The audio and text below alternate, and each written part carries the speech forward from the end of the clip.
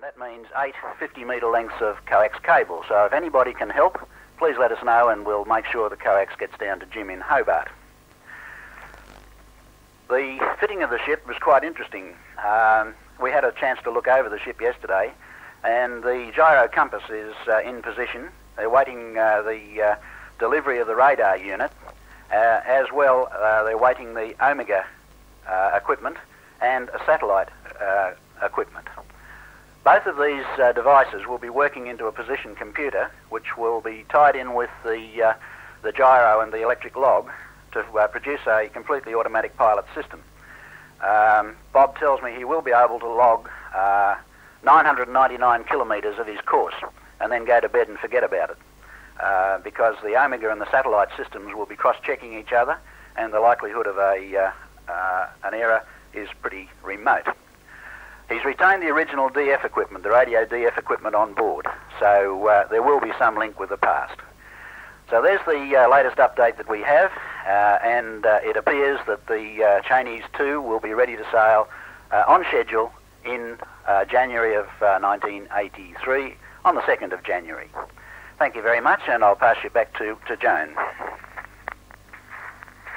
Thanks, Peter, for that update. A little bit more on the expedition. As we're all aware, these cost dollars, and to raise funds, the Heard Island DX Association has prepared a book on the expedition's aims and some general information that is now available. It is a 100-page book. The cost is $15, which includes airmail postage in Australia and New Zealand, a little more if it's outside these areas. It is called The Conservation Status of Heard Island and the McDonald Islands by P.L. Keege. This book can be ordered by writing and sending the necessary DB to the Secretary, HIDXA, P.O. Box 90, Norfolk Island, Australia 2899. The address again, the Secretary, HIDXA, P.O. Box 90, Norfolk Island, Australia 2899, and the cost $15. If you're interested in a donation or other support, all donations, sponsorship and offers of assistance can also be sent to this address. Now for some satellite news, and again my thanks to Peter, VK7WI, for the details. Last week, the Russians launched their second amateur satellite, RK-03, from their current manned spacecraft, Soyuz 7.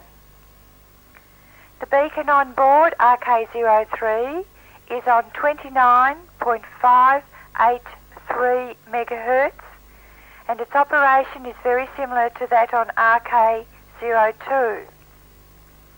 RK-03 is also fitted with a translator, which has an input band of 21.230 to 21.270 megahertz, and an output band of 29.580 to 29.620 megahertz.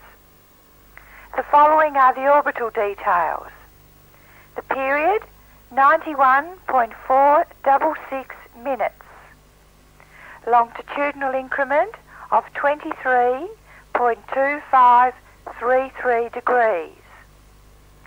The highest point above the Earth is 364 kilometres, and the lowest point is 347 kilometres in its orbit. The inclination is 51.6 degrees.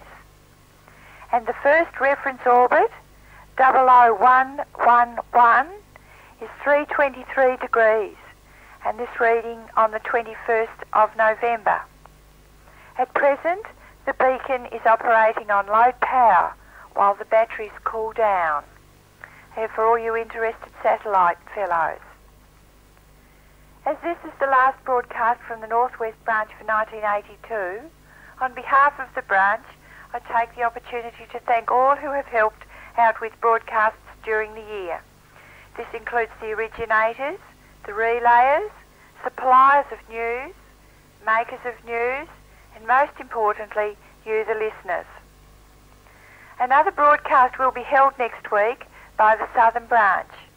All items of interest will be very gratefully received by Barry, VK7FR, or by Peter, VK7ZPK. Callbacks will be taken on the frequency to which you are listening. Please join in with your report. Now from the Northwest Branch, a very happy Christmas and a healthy and prosperous New Year, and many thanks for listening today. This is VK7WI concluding the news for this morning and wishing you all a very good morning.